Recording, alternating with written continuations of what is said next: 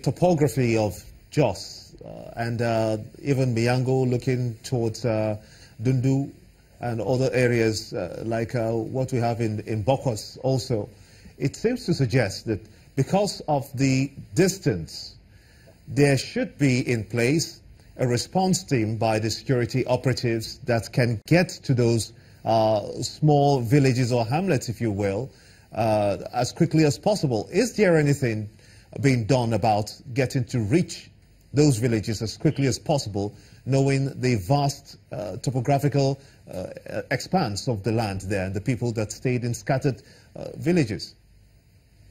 Yes, indeed. You recall that the president was here a few days ago, and during the town hall meeting, the chairman of Plateau State Camp, Reverend Soja Bewarang, made an appeal for the establishment of a military base around those axes to be able to respond quickly and effectively to this crisis. So those are issues that the president also promised the people of Plateau that he will look into in order to ameliorate this problem. This farmer-herdsman conflict is not peculiar to Plateau alone. And with the Peace Building Agency, we've been able to bring it to a manageable level. But this sudden outbreak is what has also created some gaps, which we are working around the clock in collaboration with the agency to be able to fathom a quick solution to this issue. Because I'm looking at this latest attacks, and one would wonder that Plateau State has been relatively quiet and peaceful at the point where Benue was boiling, at the point where Taraba was boiling, at the point where Nasarawa State was also boiling. Plateau State seemed to be the only state that was secluded from this upheavals that were recorded. Why would you think, for instance, say, is it because Mr. President's presence was within that region, and just shortly after, or should I even say when he was in Plateau State, we saw some of these killings take place? What kind of statement do you think is being pushed out by the perpetrators of this violence?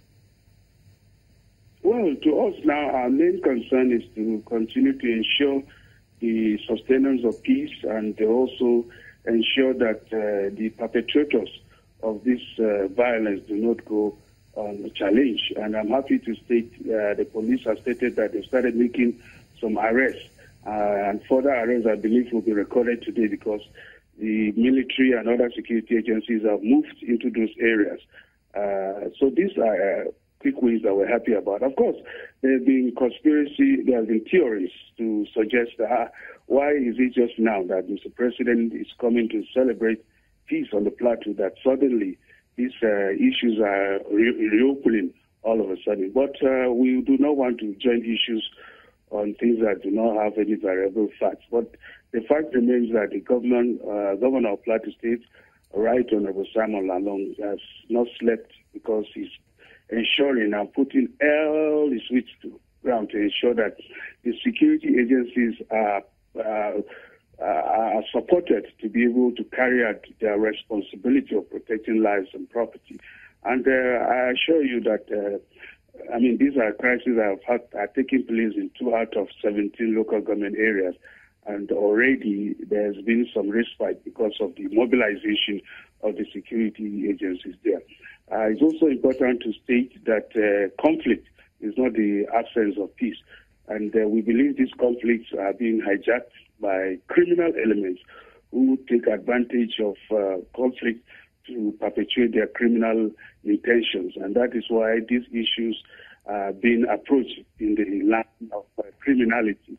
And all efforts will be made to ensure that it fits the full wrath of the law. Okay, Mr. Dati, you're sounding very resolute. Are you repeating the words of the security agencies, as in the decision to ensure that this whole thing is nipped in the bud? And how quickly would this be?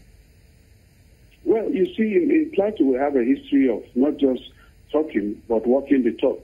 And that is why for the past 3 years since Governor Lalong came on stream, we have put in several measures, including creating job opportunities for youth, having dialogues with different communities, and other strategies to sustain peace.